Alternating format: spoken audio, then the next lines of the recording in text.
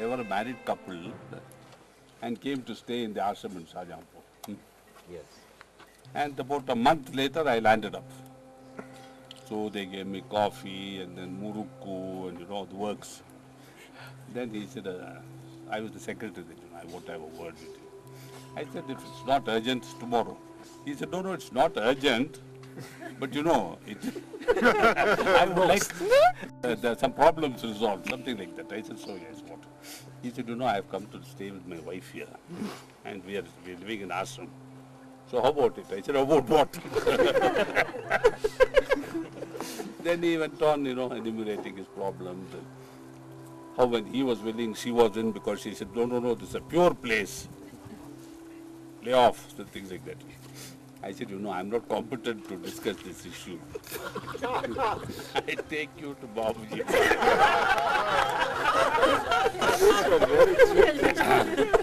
So 2 days later, I took him to Babuji. So Babuji said, you have come. I hope you are happy. He said, yes, I am very happy. I have brought my wife also with me. He said, that is what I like. I am telling you. Husband and wife must not be separated. So he was very happy. He said, yes, Babuji, but can I lead a married life in the ashram? He said, yes, we are married. Of course you will lead a married life. We call sister, but that is spiritual sister. But you are married, so. He said, no, but Babuji, you know what I mean. He said, yes, I am telling you, I am happy that sister is with you. More confusion. Then this guy whispered in my ear. I whispered in Babuji's ear. And Babuji turned red in the face. And he looked around, with his hookah. You want to answer this question?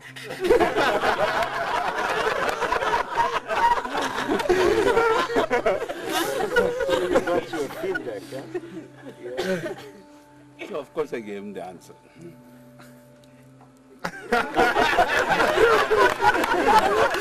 much. The answer. Finish it before birthday.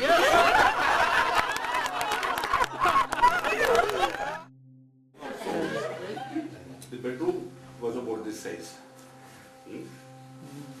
In this direction like this. And here was a door to go out, and there is a window, big window looking on the street. And Babuji's cot was here, and my bed is here on the floor. 9 o'clock, he just had dinner, finished, they came at 9 o'clock, I was sitting writing my diary. And Babuji on the cot, looking. And suddenly he looked here. Who's there? I said, where? He said, next to you. I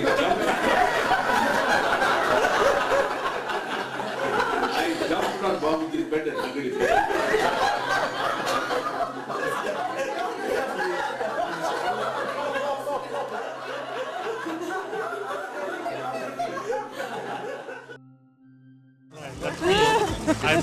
I'm the captain without a boat. Okay. I am a boat without a captain.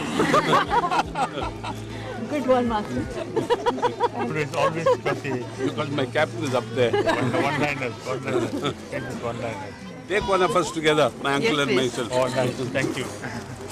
Thank you very much. He is my maternal uncle, Is it? My mother's cousin. First cousin. Yeah. And his grandfather and my grandfather are uterine brothers. Not your father and my grandfather. My father and your grandfather. Yes, like your father. Old age, catching up with me. You look like brothers. Welcome, Rajay. Thank you very much. I'm happy that Lalaji's great-granddaughter is here, part of our family. Lalaji is our grandmaster, the man who created the system of Sahaj Marg, rediscovered it. And it is, for me, a moment of happiness to have that family associated, and my family too. It's a very strange thing that when I was inaugurating the ashram in upstate New York, Albany, somewhere near the Catskill Mountains, I had another uncle of mine, Vijay. We were sitting in a tent, it was very cold, it was sleety, it was around 0. And everybody was trying to meditate while shivering. It's not easy. And in pops a head between the tent and its opening. He said, "Hey, Pachu!"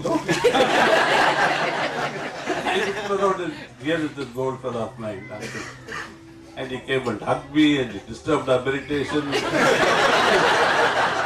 And he said in his own inimitable style to the audience, "This is my own sister's son."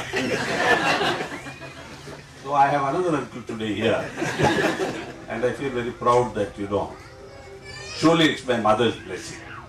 But I should like to end with a joke. Sadhana is a very important thing, part of our life. There was a profound guru who had a young man like Abhijit, as a good disciple, upcoming disciple. He felt he should be sent out into the desert for a period of, isolation, meditation and isolation. He called him and said, "Young man, would you be willing to go to the desert for a year or so and meditate by yourself?" He said, "Yes, Guruji, anything you say." He said, "Okay, get ready, take a tent with you. And life can be difficult, so take warm clothes. I permit you to smoke the hookah, so don't forget it. Take it with you. In the cold morning, it would be nice. And don't leave sadhana behind." So 1 year later, Guruji wanted to see what this guy was doing. He went out to the desert, located him somewhere, saw a nice tent, went in, and there was this guy, sitting, happy, looking resplendent. He said, "How are you, young man?" He said, "Guruji, by your grace, everything is fine." So Guruji said, "Well, I would like to sit down and smoke a chillam. Will you get me one?" He said, "Sadhana, bring the chillam." Guruji was astonished, And one of these pretty girls that my uncle referred to, she walked in with a chillam, ching. Guruji looked at his disciple. He said, "What is this?" He said, "Guruji, you told me not to forget sadhana. I brought a resort with me." So that is the pleasant half of obedience.